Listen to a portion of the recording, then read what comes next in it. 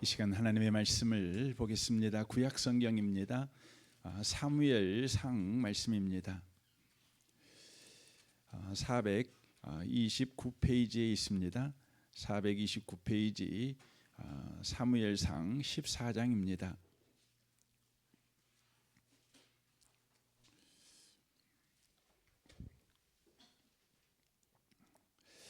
사무엘상 14장 24절 말씀부터 말씀을 보겠습니다.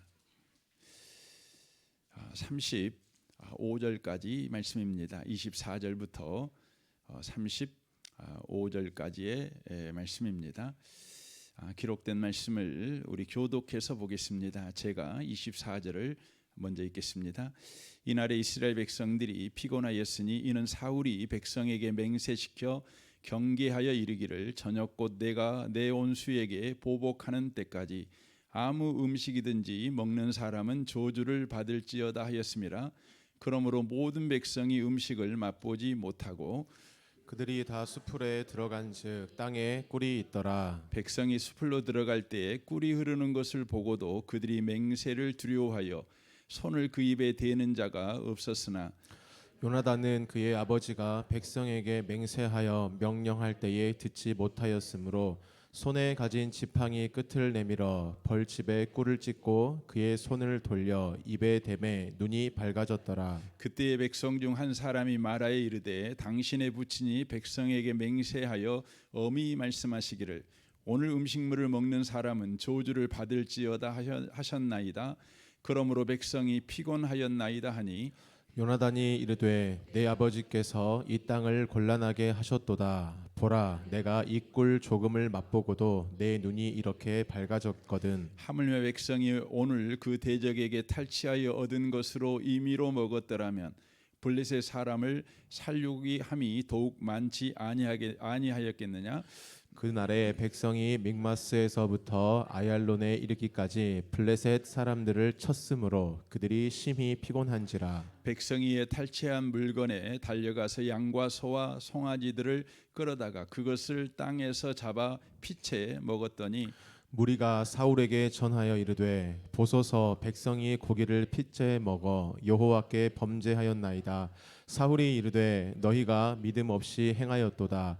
이제 큰 돌을 내게로 굴려오라 하고 또 사울이 이르되 너희는 백성 중에 흩어져 다니며 그들에게 이르기를 사람은 각기 소와 양을 이리로 끌어다가 거기서 잡아먹되 피채로 먹어 여호와께 범죄하지 말라 하라 하매 그 밤에 모든 백성이 각각 자기의 소를 끌어다가 거기서 잡으니라.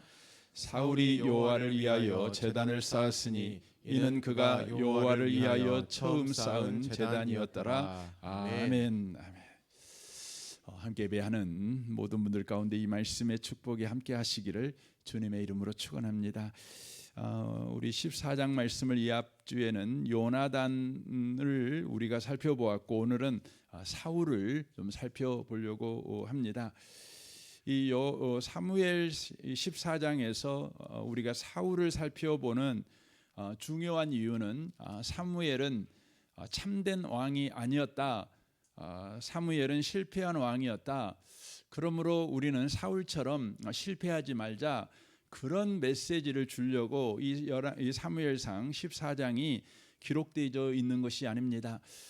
사무엘상 14장이 기록된 궁극적인 목적은 바로 참된 왕이신 바로 예수를 바로 바라보게 하기 위해서 사무엘상 14장에 사울의 바로 실패가 등장하고 있는 거라는 것을 우리가 기억할 필요가 있습니다. 이 성경 전체는 신약이든지 구약이든지 모두 다 예수님에 대해서 말씀하고 있다는 것을 우리가 놓치시면 안 됩니다. 예수님을 여러분이 빼먹고 구약 성경을 읽으면 구약 성경은 저와 여러분에게 율법의 책에 불과합니다. 죽이는 책에 불과하고 심판하는 책에 바로 불과한 것입니다. 절망하게 하지요. 저와 여러분으로 하여금 두렵고 떨리게만 만듭니다. 그러나 구약 성경은 그 목적이 아니라 저와 여러분들로 하여금 바로 참된 왕이시며 참된 구원자이신 예수를 바라보라고 이 구약 성경을 우리에게 허락하신 것입니다. 그러므로 사무엘의 실패를 통해서 우리가 살펴봐야 되는 것은 우리가 사울처럼 실패하지 말자 이렇게 각성하는 것이 우리에게 필요한 것이 아니라 바로 참된 왕이신 예수를 바라보며 예수를 붙잡으며 예수를 의지하는 삶을 저와 여러분이 살아가는 것이 바로 이 성경을 우리에게 허락한 바로 하나님의 의도라는 것을 저와 여러분이 놓치시지 않으셨으면 좋겠습니다. 이제 사울을 좀 살펴보려고 합니다. 본문 14장 2절을 보면 이렇게 성경이 이야기합니다.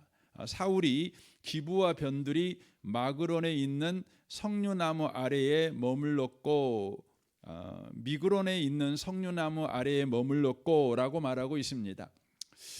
이것은 단순히 지리적 위치를 설명하고 있는 것이 아니라 사울의 마음 상태, 사울의 마음의 위치를 바로 보여주고 있는 구절입니다. 기브와 병들이라는 것은 바로 전쟁의 최전선이 아니라 한참 떨어진 안전한 후방이 바로 기브와 변두리입니다. 그러니까 사울은 지금 이스라엘 백성이 블레셋과 싸움하고 있을 때에 최전선에 서 있는 사람이 아니라 안전한 곳 후방에 지금 있는 사람이라는 것입니다. 또 석류나무 아래에 있었다는 것이죠. 이 석류나무는 가나안 지역에서는 비교적 큰 나무에 속하는 바로 나무입니다. 그러므로 이스라엘은 참 그늘을 찾기가 어렵지요. 그런데 비교적 큰 나무인 석류나무에는 없는 그늘이 있을 것입니다. 그러므로 석류나무 아래에 사울이 있다는 것은 바로 그늘 아래에서 그가 휴식하고 있다는 것이죠. 바로 그가 휴식하는 자리에 있다는 것을 보여주고 있는 것입니다. 그리고 그 또한 성경은 머물렀고라고 이야기를 하지 않습니까? 머물렀다는 말은 앉아 있다는 의미입니다.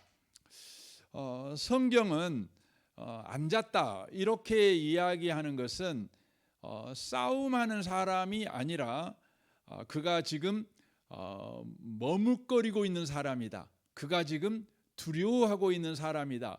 이것을 바로 표현하는 방식입니다.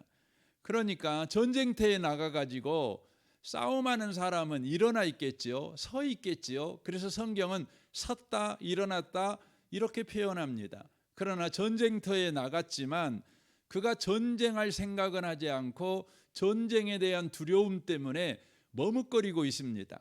두려워서 그가 숨은 상태에 있는 것이지요. 그것을 표현하는 단어가 앉아 있다는 바로 표현입니다.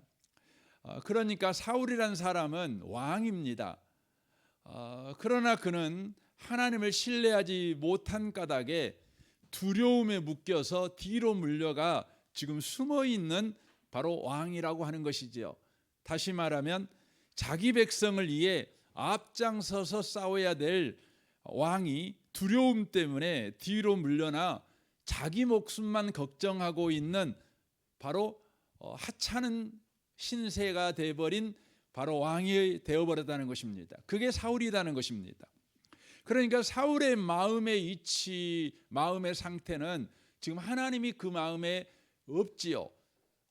자기 자신이 자기 자신의 왕자리에 있는데 자기 자신이 생각할 때에 이 블레셋과 싸움에서 능히 이길 수 없다는 생각 때문에 그는 지금 왕임에도 불구하고 지금 두려워서 숨어 있는 상태에 있다고 하는 것입니다. 이게 거짓 왕이지요. 그러나 참된 왕이신 예수님은 정반대시죠. 예수님은 사울처럼 두려움 때문에 뒤로 물러나 앉아있는 왕이 아니셨습니다. 예수님은 자기 백성을 살리기 위해서 하늘의 영광의 자리를 내려놓고 낮고 천한 인간의 몸을 입고 부끄러움을 개의치 아니하시고 전쟁의 맨 앞줄로 내려오신 분이십니다. 사울은 안전한 자리, 큰 나무 그늘 뒤쪽에 방관자의 자리에 앉아 있었지만 예수님은 그 반대의 길을 걸으셨다는 것입니다. 고난 한복판으로 뛰어들어오셔서 죄와 죽음의 최전선인 십자가에 달려 서 계셨다는 것입니다. 사울은 뒤로 물러난 왕이라면 예수님은 맨 앞으로 나아오신 바로 왕이시라고 하는 것입니다. 예수님께서 죄와 사망의 최전선인 십자가에 바로 매달려 서 있었던 이유는 뭡니까? 바로 죄와 사망과 싸움하고 있었던 이유는 무엇입니까? 그 이유는 단 하나입니다. 우리를 사랑하셨기 때문에 그렇습니다. 그래서 요한일서 4장 10절은 이렇게 말합니다. 사랑은 여기 있으니 우리가 하나님을 사랑한 것이 아니요 하나님이 우리를 사랑하사 우리 죄를 속하기 위하여 화목제물로 그 아들을 보내셨음이라 라고 말하고 계십니다.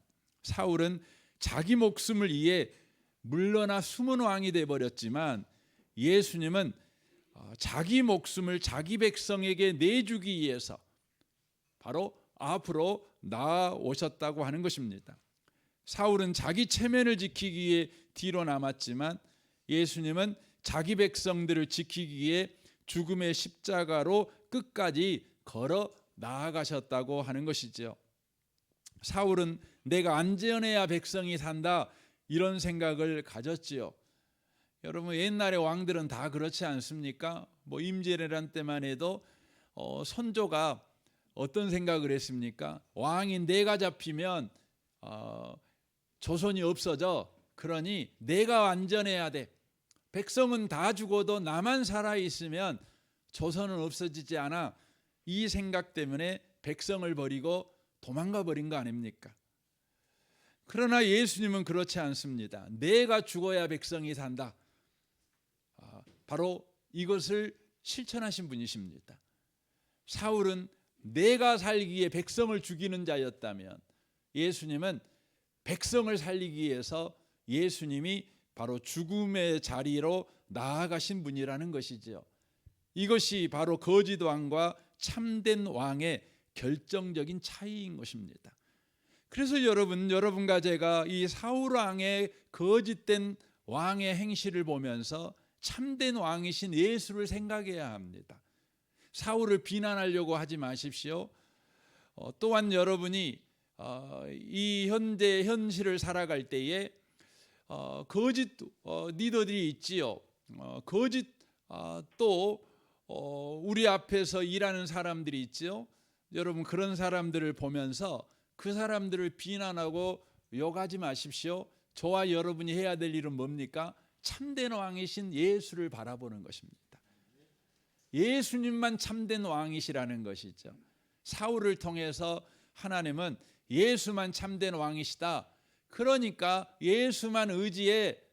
그래서 구약의 사람들한테는 뭘 말하는 겁니까? 오실 예수를 사모하고 기다려.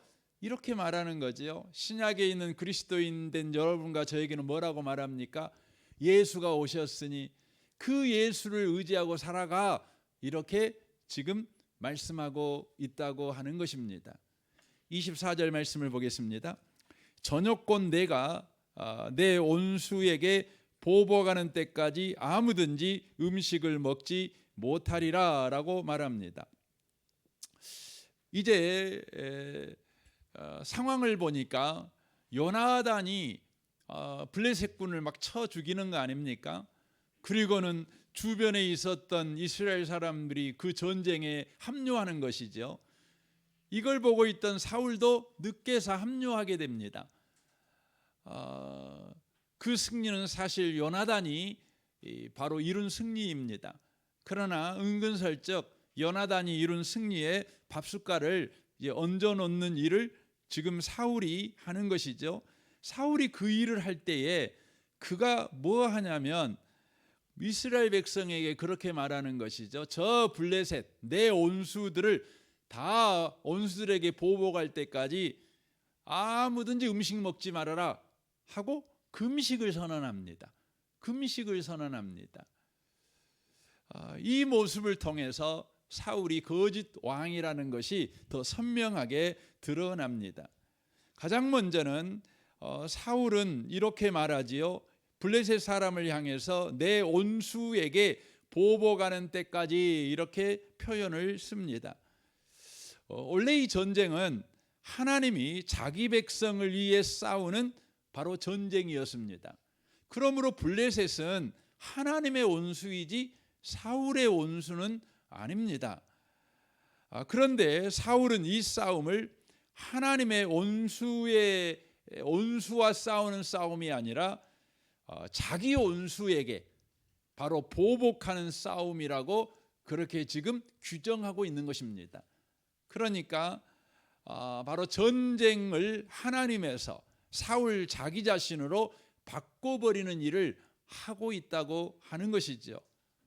그렇게 바꿔버린 그 순간 여러분 이스라엘 백성에게 금식을 명했지요. 그리고는 이 금식을 깨는 자들은 누구를 막론하고 저주를 받을 것이다, 죽일 것이다, 이렇게 맹세를 합니다.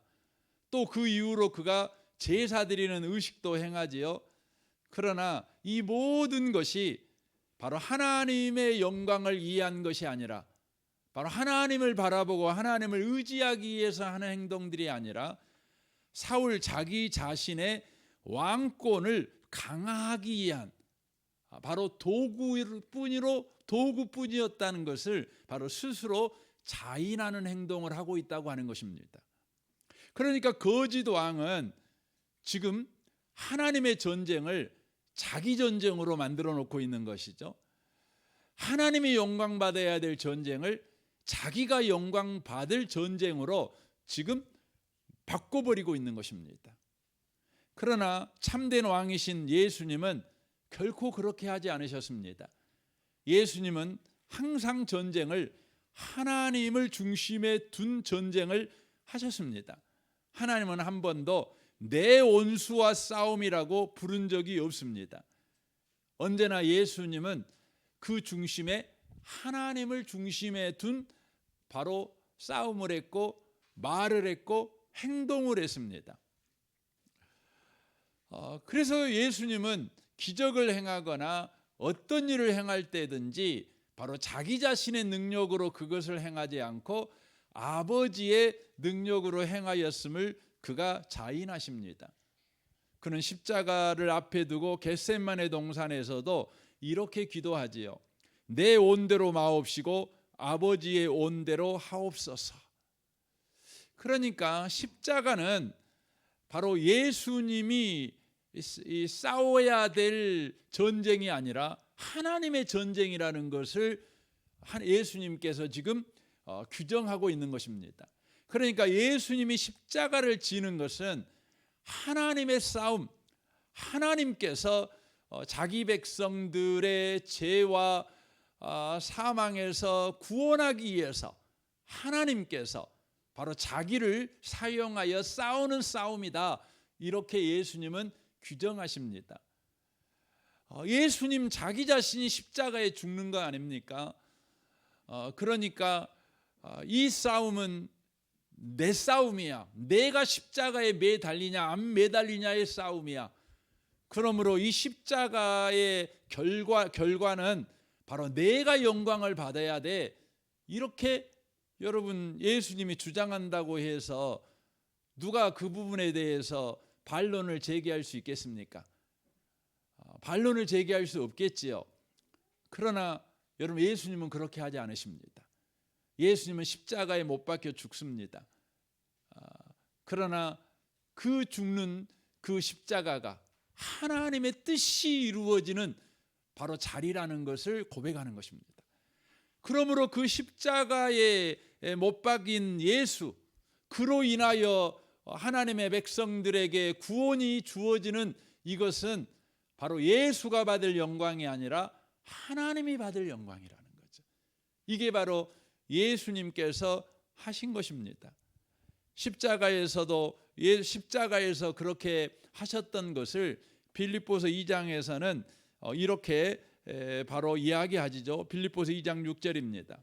그는 근본 하나님의 본체시나, 예수님은 근본 하나님의 본체시나 하나님과 동등됨을 취할 것으로 여기지 아니하시고 오히려 자기를 비워 종의 형체를 가지사 사람들과 같이 되셨고 사람의 모양으로 나타나사 자기를 낮추시고 죽기까지 복종하셨으니 곧 십자가에 죽으심이라. 바로 하나님의 뜻에 복종한 죽음이 십자가의 죽음이다, 바로 그것이 예수께서 십자가를 바로 지실 때에 취한 태도, 예수님의 십자가에서 행한 바로 전쟁이라고 하는 것입니다. 사울은 바로 하나님에게서 자기 자신으로 이 전쟁을 바꿔버렸어요. 그러나 예수님은 십자가에 죽으시기까지 하나님만 높임을 받는, 하나님께만 순종하는, 바로 하나님의 전쟁이라는 것을 늘 바로 높이는 바로 그런 싸움을 했다고 하는 것입니다. 우리는 여기서 우리 자신을 좀 살펴볼 필요가 있습니다. 지금 여러분들은 여러 가지 싸움을 하고 있을 것입니다. 가정에서도, 직장에서도, 또 교회 안에서도, 또 여러분의 인생 속에서 싸움을 하고 있을 것입니다. 여러분은 어떤 싸움을 하고 있으십니까? 하나님의 싸움을 하고 계십니까? 아니면 여러분의 자존심을 지키는 싸움을 하고 있으십니까? 여러분의 체면이나 여러분의 상처 때문에 지금 싸움을 하는 싸움을 하고 계시는 것입니까? 우리 주 예수 그리스도는요, 언제나 하나님의 싸움만 하셨어요.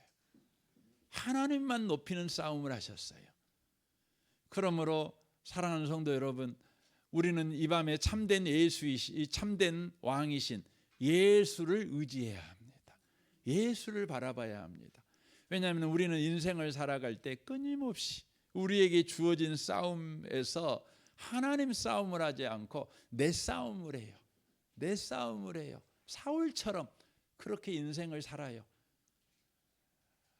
여러분, 사울처럼 그 인생을 살면 그 결과가 어떻게 됩니까? 사울처럼 여러분 망하는 인생이 됐죠. 그러나 저와 여러분의 인생에는요, 사울처럼 살아도 소망이 생기는 것은 이제 사울처럼 안 사는 결심과 안 살겠다는 각오가 사울처럼 결론이 나는 인생이 되지 않게 하는 것이 아닙니다. 어떻게 우리가 사울처럼 결론이 나지 않은 인생을 살아갈 수 있습니까? 그 방식은 참된 왕이신 예수만 의지하는 것입니다. 예수의 그 공로에 내 인생을 바로 거는 것입니다. 예수가 하신 일에 내 인생을요 연합시키는 거예요. 포도나무에 가지가 붙은 것처럼 아무것도 아닌 가지지만, 말라 비틀어져 썩어버릴 수밖에 없는 가지지만, 이 가지가 주님에게 붙으면 주님의 진액이 흘러들어와 주님의 생명, 주님의 열매가 맺어지는 나무가 되듯이, 저와 여러분은 우리의 행실 자체가 사울과 버금가요. 사울하고 방불하지요. 사울보다 낫다고 우리가 말할 수 없지요. 그럼에도 불구하고 우리 인생이 사울의 결과를 갖지 않는 인생이 되는 것은 바로 참된 왕이신 예수에게 붙으면 된다는 것입니다. 저는 이 밤에 이 사울의 모습을 보면서 여러분을 돌아보십시오. 그러면서 이렇게 기도하시면 좋겠어요. 주여, 내가 사울입니다. 내가 사울입니다. 그러나 날 위해 십자가에 매어달리신 예수를 내가 붙듭니다. 주여, 내게 은혜 주셔서 내 평생에 예수만 붙잡게 하여 주옵소서. 예수만 의지하게 하옵소서. 그렇게 기도할 줄 아는 성도들이 다 되시기를 주님의 이름으로 축원합니다. 아멘. 24절입니다. 계속 보십시오. 저녁권 내가 내 원수에게 보복하는 때까지 아무든지 음식을 먹지 못하리라 라고 되어 있습니다. 사울은 뜬금없이 백성에게 금식을 하게 합니다.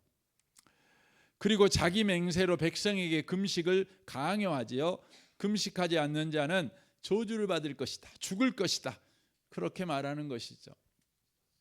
여러분, 이런 금식은 하나님께서 기뻐하는 금식이 아닙니다. 여러분, 하나님이 기뻐하는 금식은 뭡니까? 이사야 58장 6절을 보십시오. 내가 기뻐하는 금식은 흉악의 결박을 풀어주며 멍에의 줄을 끌어주며 압제 당한 자를 자유하게 하며 모든 멍에를 꺾는 것이 아니겠느냐라고 되어 있습니다. 그러니까 하나님이 기뻐하는 금식은 다른 사람의 멍에의 줄을 끊어버리는 것이에요. 자유케 해주는 것이죠. 그게 하나님이 기뻐하는 금식입니다. 그러나 사울의 금식은 어떤 금식입니까? 백성들에게 멍에를 매게 하는 금식이었습니다. 왜요? 자기의 승리를 위해서. 자기의 승리를 위해서요. 자기의 영광을 위해서요. 백성들에게 금식이라는 멍에를 매게 만드는 것이죠.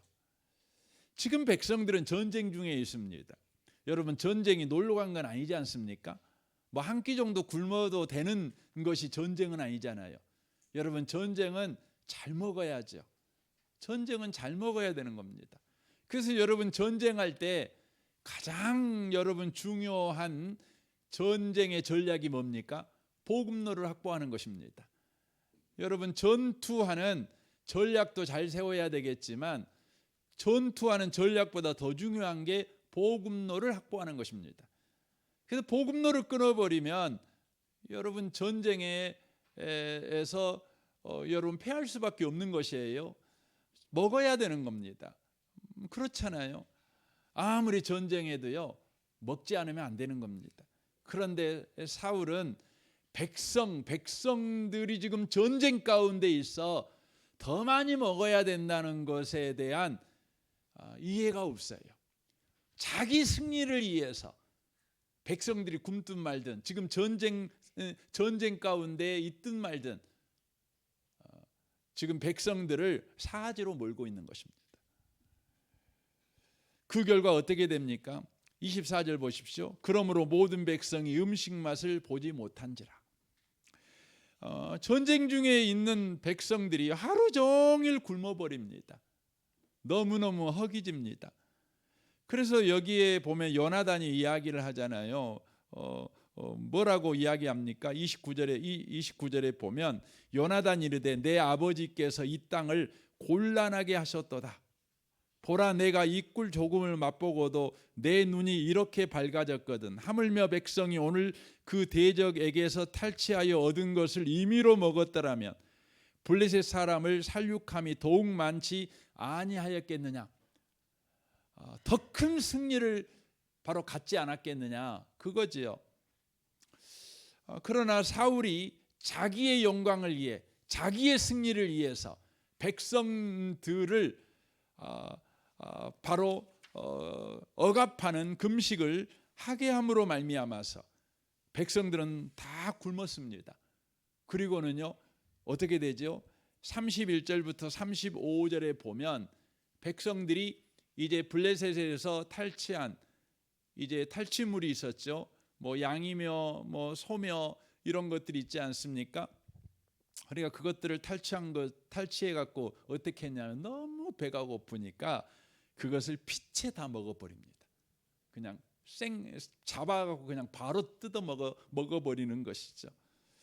여러분, 이스라엘 백성, 하나님의 언약 백성이 고기를 피채 먹는 것은 하나님의 율법을 어기는 행위입니다. 레위기 17장을 보십시오. 이스라엘 집 사람이나 그들 중에 거류하는 거류민 중에 무슨 피든지 먹는 자가 있으면 내가 그 피를 먹는 그 사람에게는 내 얼굴에 대하여 그를 백성 중에 끊으리니 육체의 생명은 피에 있음이라. 내가 이 피를 너희에게 주어 제단에 뿌려 너희의 생명을 위하여 속죄하게 하였나니 생명이 피에 있으므로 피가 죄를 속죄하느니라. 그러므로 내가 이스라엘 자손에게 말하기를 너희 중에 아무도 피를 먹지 말며 너희 중에 거류하는 거류민이라도 피를 먹지 말라 하였나니라고 말합니다. 주님은 피채 먹지 말라고 하십니다. 이것은 구약의 의식법에 해당됩니다. 예수 그리스도의 바로 구속 사역을 예표하는 바로 의식에 관한 것입니다. 그러니까 구약 백성들은 바로 예수 그리스도의 피를 통해서 우리의 죄가 사함받는다. 그래서 진정한 구속의 피, 보혈의 피를 흘리실 예수가 오시면, 그래서 그 피를 흘릴 때 우리는 바로 죄에서 해방된다. 이걸 가르쳐 주는 것이죠. 그래서 구약 백성들은 피를 볼 때마다 뭘 생각하는 거죠? 하나님께서 약속하신 바로 그리스도, 바로 메시아의 피를 그들은 기다려야 되는 겁니다. 피를 그들은 믿어야 되는 것입니다. 먹으면 안 되는 것입니다. 신약 시대인 저와 여러분은 피를 먹어도 되지요. 왜냐하면 예수 그리스도가 바로 구약의 그 의식법을 성취해 버렸으니까요. 그러므로 더 이상 이제 우리는 피를 보면서 예수의 보혈 피를 우리는 생각할 필요가 없지요. 우리는 예수를 생각하지요. 예수를 생각하지요. 그러니까 우리는 뭐 순대를 먹어도 되고 선지를 먹어도 사실은 상관은 없습니다. 물론 건강상 여러분이 주의하고 또 그럴 수는 있겠지요. 어찌했든지 구약 성도들은 피채 먹지 말라고 말씀을 하신 것입니다. 그러나 사울의 어리석은 맹세와 바로 압박으로 인해서 백성들이 굶다 보니 바로 그들은 율법을 지키지 못하는 데까지 바로 사울이 그렇게 밀어붙여 버린 것입니다. 그러니까 사울이 이 백성들을 죄의 짐을 진 자를 만들어 버렸다, 이렇게 볼 수 있는 것입니다. 자기의 영광을 위해서, 자기의 승리를 위해서, 자기의 왕권 강화를 위해서, 자기를 위해서 자기 백성을 희생양으로 쓰는 바로 거짓 왕의 행실 때문에 이스라엘 백성들이 바로 하나님의 말씀을 어기는 바로 죄를 짓게 만드는 바로 결과를 가져왔다고 하는 것입니다. 그러나 참된 왕이신 예수님은 그렇지 않지요. 참된 왕이신 예수님은 우리에게 짐을 지우시는 분이 아니십니다. 도리어 우리의 짐을 바로 자신이 짊어지시는 분이십니다. 그래서 마태복음 11장 28절에 이렇게 말하지요. 수고하고 무거운 짐진 자들아 다 내게로 오라. 내가 너희를 쉬게 하리라. 나는 마음이 온유하고 겸손하니 나의 멍에를 메고 내게 배우라. 그리하면 너희 마음이 쉼을 얻으리니 이는 내 멍에는 쉽고 내 짐은 가벼움이라 하시니라 라고 말씀합니다. 앞에 보면 수고하고 무거운 짐이 나오고 내 짐은 가볍다는 짐이 나오고 있습니다. 앞에 나오는 수고하고 무거운 짐이 뭡니까? 그것은 율법의 짐입니다. 잘해야 복받고 못하면 저주받는다. 바로 이 짐이죠. 그러니까 잘해야만 된다는 강박을 가지고 살게 하는 짐, 바로 우리를 바로 죽음에 이르게 하는 짐, 우리를 바로 두렵게 만들며 우리를 늘 근심하게 만들며 늘 우리를요 걱정하게 만드는 바로 짐, 이 율법의 짐에서 저와 여러분을 쉬게 하시기 위해서 예수님이 오셨다, 이렇게 말씀하십니다. 그러면서 예수님이 우리에게 요구하지요. 너 그거 나한테 줘, 이렇게 말하는 것입니다. 그건 나한테 주고 내 짐을 져라고 말합니다. 여러분, 예수님의 짐이 뭐지요? 이것은 멍에를 말하는 것입니다. 멍에. 그러니까 이스라엘 사람들은 새끼소를 훈련시킬 때 어미소 등에 있는 멍에를 함께 새끼소에 올려놨습니다. 그래서 어미소가 멍에를 이렇게 매면 새끼소도 멍에를 똑같이 이렇게 맵니다. 그러나 여러분, 모든 힘은 어미소가 쓰는 거지요. 새끼소는 그냥 따라만 가는 것입니다. 이것은 곧 십자가에서 예수가 죄의 짐을 진 것을 이야기하고 있는 것입니다. 그러니까 예수가 십자가에서 죽었어요. 그 죽음은 여러분 나의 죽음이에요. 그렇죠? 예수가 죽음으로 나도 죽은 거예요. 그래서 로마서 6장에서 말씀하고 있는 거죠. 예수와 함께 죽은 사람은 나도 죽은 거예요. 그러므로 예수가 살 때 나도 산 거지요. 그래서 예수의 죽음이 나의 죽음이며 예수의 부활이 나의 부활이 되는 것입니다. 그러므로 내 짐이라고 하는 것은 바로 그것을 말하는 것인데, 이것을 바울 사도는 갈라디아에 있어서 이렇게 말을 하지요.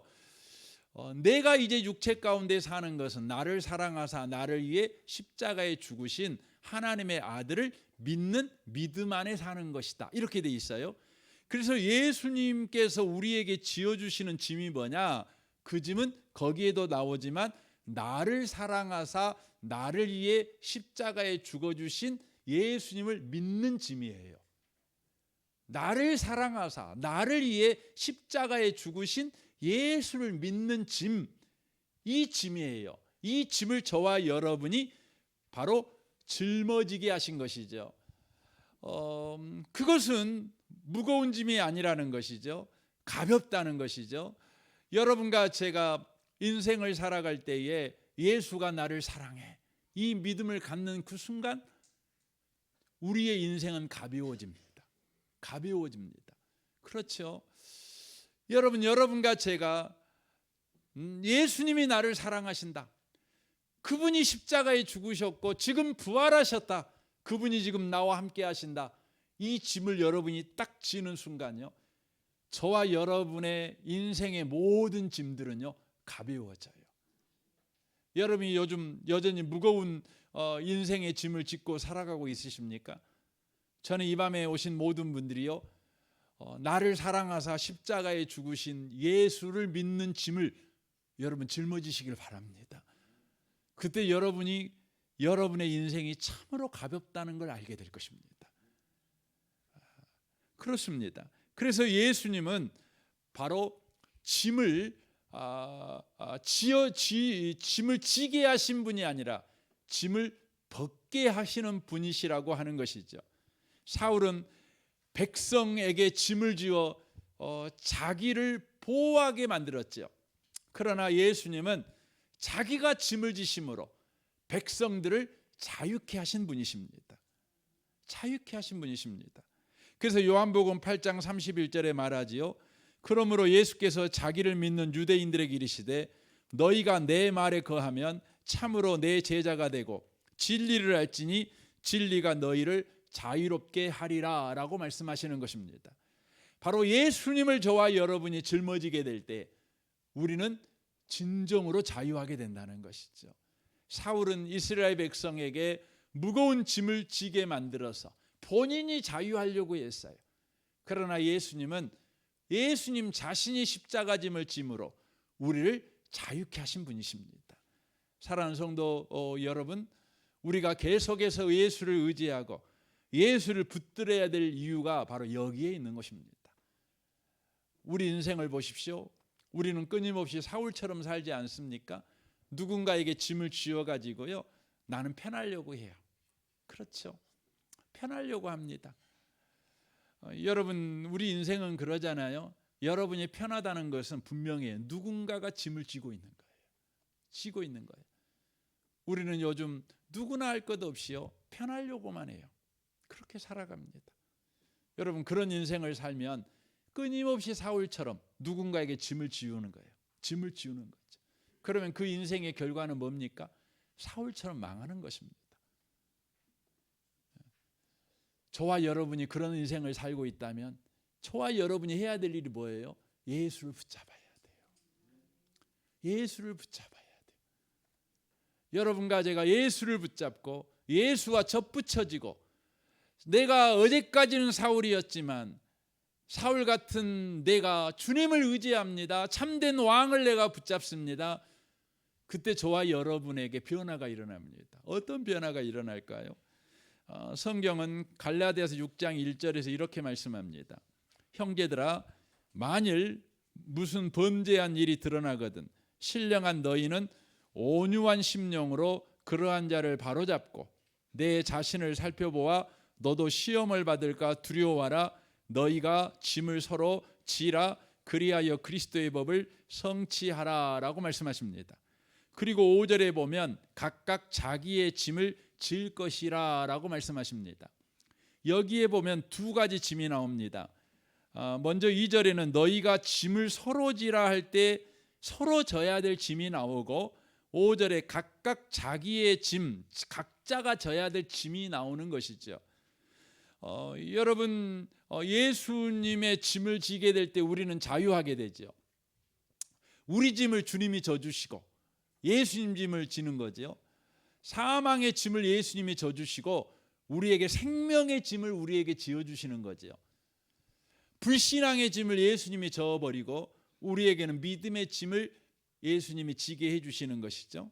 그 은혜 속에 들어간 사람은요, 반드시 이 두 가지 짐을 지는 삶을 살아갑니다. 첫 번째는요, 2절에 나와 있는 너희가 짐을 서로 지라 할 때 그 짐을 짓습니다. 그 짐은 헬라어로 바로스라고 말합니다. 이 바로스라는 짐은 감당할 수 없을 만큼 무거운 바위 같은 짐을 이야기합니다.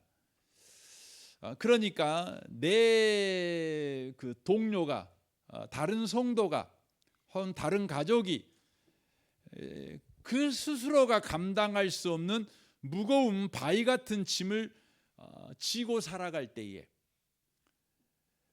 그 사람의 짐을 나눠진다는 거예요. 나눠진다는 거죠.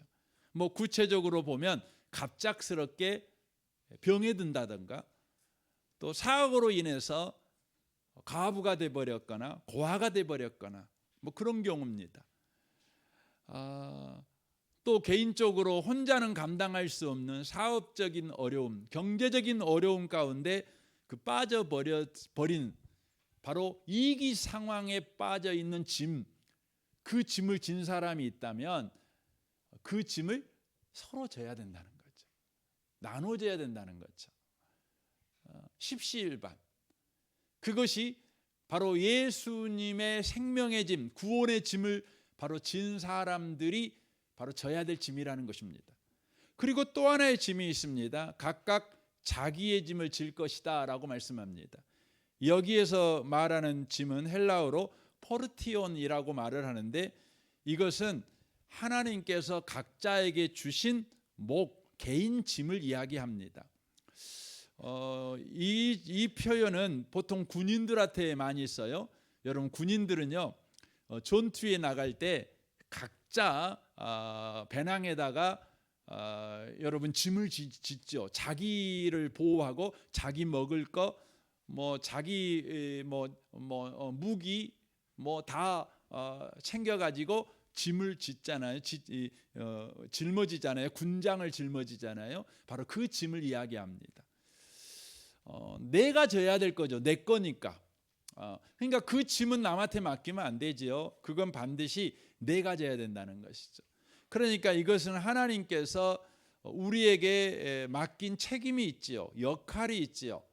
과제가 있지요. 그것은 내가 져야 돼요. 여러분 아버지라는 짐이 있잖아요. 아내라는 짐이 있잖아요. 여러분 그 짐은 여러분이 지셔야 돼요. 그걸 말하는 것입니다. 여러분 남편이라는 짐은 여러분 그 남편이 지는 거죠. 이게 지는 겁니다. 지는 겁니다.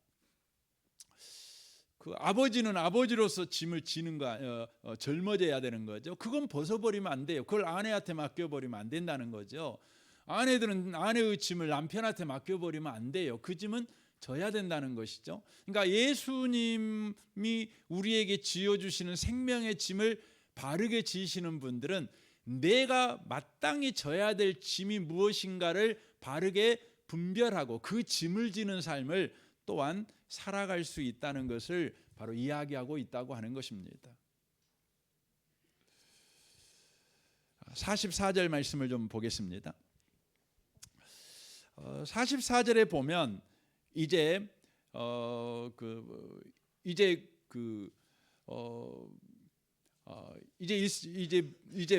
문제가 생깁니다. 지금 이제 블레셋을 공격하는데 이거 계속 공격해야 될지 말아야 될지 하나님으로부터 답을 얻어야 되는 상황 가운데 있게 됩니다. 근데 사울이 이제 예배를 드려요. 근데 답이 안 오는 겁니다. 답이 안 오는 겁니다. 그러니까 사울이 어떤 생각을 하냐면 우리 중에 금식하라고 내가 명령했고 금식하지 않은 사람은 반드시 죽이겠다고 맹세했는데 바로 이것을 어긴 사람이 있다. 이렇게 사울이 본 것입니다. 그래가지고는 누가 죄인인가 이걸 찾는 작업을 하게 되어지는 거죠. 그래서 찾을 때 그가 이런 말합니다. 내 아들 요나단이 잘못해서 내가 반드시 이 요나단을 죽이겠다. 이렇게 이야기를 하고 있는 장면이죠. 그리고는 제비뽑기를 했는데 요나단이 이제 뽑히게 됩니다. 요나단이 죽을 위기에 바로 처하게 된 것이죠. 그러니까 사울이라는 사람은 문제가 터지자요, 이 문제의 책임을 질자, 희생양을 찾는 일을 하고 있는 것을 바로 보게 되어집니다. 그러니까 자기가 왕인데 자기가 말을 했어요. 근데 그 말을 어긴 사람이 바로 책임자다, 희생양이다, 이렇게 그가 생각을 하고 있는 것이죠. 그러니까 자기의 맹세와 자기의 체면을 지키기 위해서요, 나중에는 자기 아들 요나단까지 희생을 시켜버리려고 하는 자인 것을 알 수가 있습니다. 여기서 알 수 있는 건 뭐냐면 사울이라는 사람은 바로 자기 자신이 바로 우상이라는 걸 알 수가 있어요.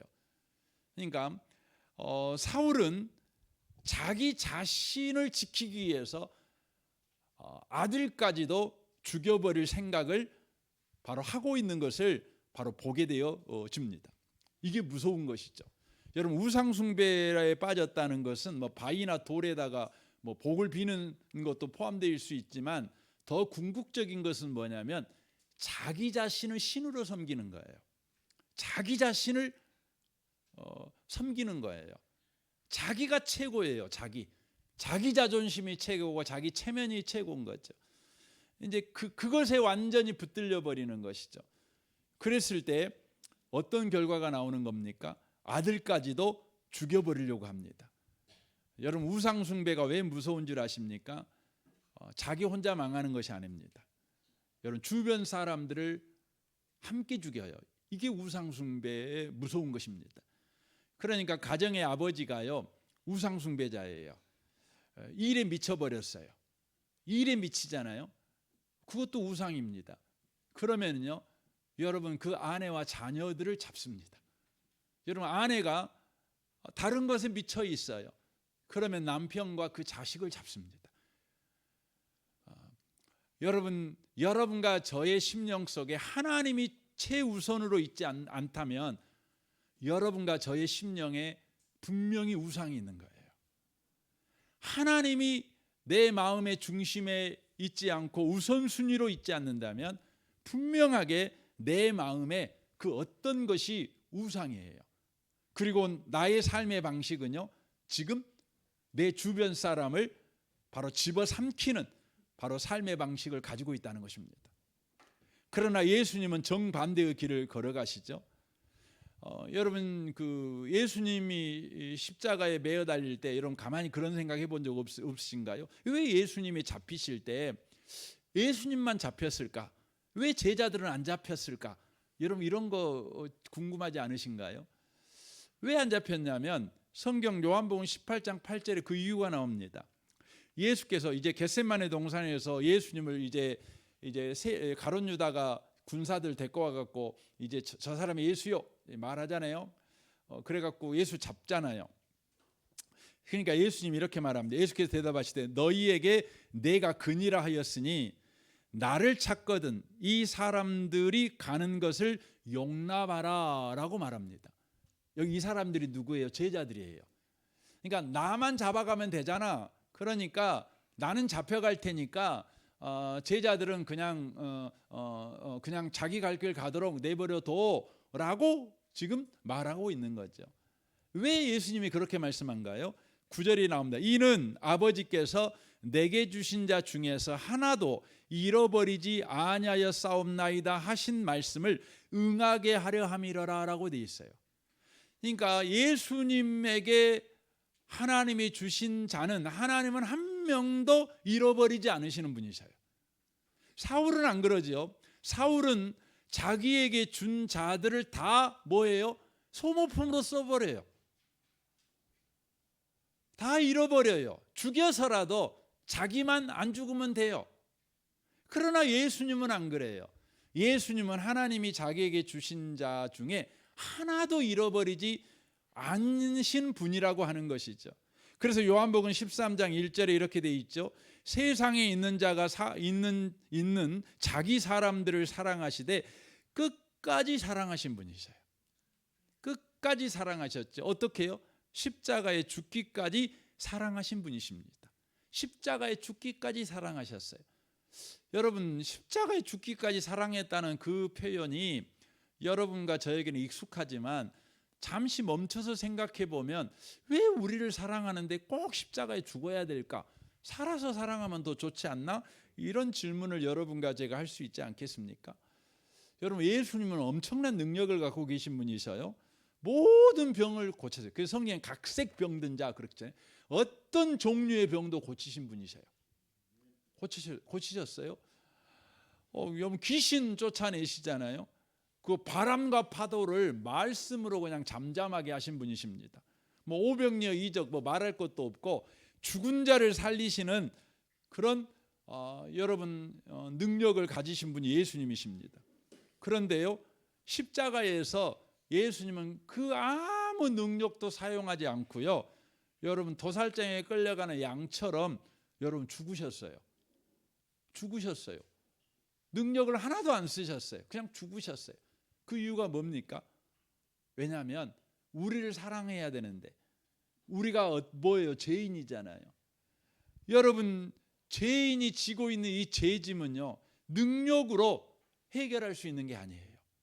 오직 죽음으로만 해결할 수 있어요.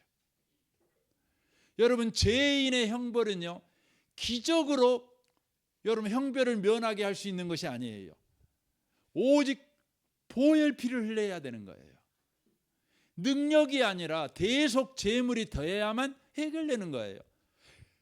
그래서 죄 없으신 왕이신 그분께서 자기 백성을 끝까지 사랑하기 위해서 그들의 죄를 대신 짊어지고 십자가에서 죽으신 편을 선택하신 거예요. 여러분, 사울은요, 늘 자기 살라고 남들을 부끄럽게 만들고 남을 소모품으로 써요. 우리가 그렇게 말할 때 사울 나쁜 놈, 죽일 놈, 저런 사람이 왕이라니 자격 없어, 이렇게 우리가 하겠지만, 여러분, 우리 자신을 한번 가만히 생각해 보세요. 여러분, 그놈이 바로 우리입니다. 우리가 사울입니다. 그러면 우리는 어떤 인생을 가야 되는 겁니까? 사울이 걸었던 인생을 가야 되는 겁니다. 그러나 우리 인생은 사울이 걸었던 길을 갈 수가 없죠. 어떻게 사울이 걸어간 그 인생 종착역까지 우리가 안 갈 수 있습니까? 우리는 딴 길로 갈 수 있습니까? 우리는 사울의 길이 아니라 다윗의 길을 걸어갈 수 있습니까? 바로 그것은 바로 참된 왕이신 주님을 붙잡는 거예요. 주님을 붙잡는 거예요. 그래서 오늘 이 밤에 여러분이 메시지를 들을 때 사울에 대한 이야기를 들으면서 나 사울처럼 안 살래, 여러분, 그래갖고 될 이야기가 아닙니다. 뭡니까? 참된 왕이신 예수밖에 없어. 주 예수여 나를 불쌍히 여겨 주옵소서. 나는 어제도 그렇게 살았고 오늘도 그렇게 살았습니다. 아마 내일도 그렇게 살겠죠. 그러나 주 예수여 나를 불쌍히 여기셔서 나로 사울의 길을 걷지 않게 하십시오. 그리고 주의 은혜가 내 삶에 항상 충만하고 충만해서 이제 우리가 주님의 길을 걸어가는 자 되기를 원합니다. 이렇게 여러분의 귀에 이 복음이 들려지신 은혜가 있으시기를 주님의 이름으로 축원합니다. 아멘. 우리 같이 이 시간 기도하겠습니다. 오늘 말씀을 우리 생각하면서 이 시간 기도했으면 좋겠습니다. 주여, 우리가 사울의 길을 걷는 자이오나 우리 결심으로 우리 각오로 돌이켜 참된 삶을 살아낼 수가 없습니다. 다만 참된 왕이신 주님을 붙잡습니다. 주님을 의지합니다. 주여 우리를 불쌍히 여겨주시고 주의 길을 또 걷는 자가 되도록 더 충만하게 우리 가운데 일하여 주옵소서. 우리 같이 한번 기도하겠습니다. 오 하나님 아버지, 그렇습니다. 우리는 사울의 길을 걸어가는 자입니다. 사울의 길을 걷지 않으려고 우리가 애를 쓰지만 여지없이 사울의 길을 걸어가는 자입니다. 두렵습니다. 사울의 우리는 말로를 압니다. 그러나 우리가 사울의 말로가 되지 않을 것을 또 우리는 믿습니다. 우리 주 예수 그리스도를 우리는 붙잡습니다. 참된 왕을 붙잡습니다. 우리를 위해 십자가에 죽으신 예수, 우리를 끝까지 사랑하신 그 주님을 붙잡습니다. 그 주님으로 인하여 우리는 다윗의 길을 걷게 될 것입니다. 하나님 아버지, 주님을 찬양합니다. 오늘 사울이 걸었던 인생을 살펴보면서 그 거짓된 왕의 길, 자기 목숨을 위해서 백성들의 목숨은 아랑곳하지 아니하고 자기의 체면과 자기의 승리를 위해서 백성들을 소모품으로 써버리는 이 거짓 왕 사울을 봅니다. 우리가 사울을 비난할 수 없는 이유는 우리가 바로 사울 왕이기 때문에 그렇습니다. 우리는 사울 왕의 말로를 잘 압니다. 그 비참한 말로, 그 가정이 다 깨져버린 말로를 잘 압니다. 사울의 인생을 사는 우리는 두렵습니다. 그러나 우리에게 참 왕이신 예수가 계시니 우리에게 소망이 있습니다. 이 시간 예수를 붙잡습니다. 참된 왕이신 예수가 하신 일을 의지합니다. 예수의 그 피 흘리신 공로가 사울이었던 우리를 다윗의 인생을 살게 할 줄 믿습니다. 다윗의 길을 걸어가게 될 줄로 믿습니다. 다윗의 복을 받는 자가 되게 할 줄로 믿습니다. 주여, 끊임없이 우리가 참된 왕이신 주님만을 의지하며 주님만을 바라보며 그리하여 마침내 주님의 길을 걸어가는 자, 예수 닮은 자가 되는 그 은혜까지 받는 자가 되도록 우리를 축복하여 주옵소서. 주님을 찬양합니다. 예수님의 이름으로 기도합니다. 아멘.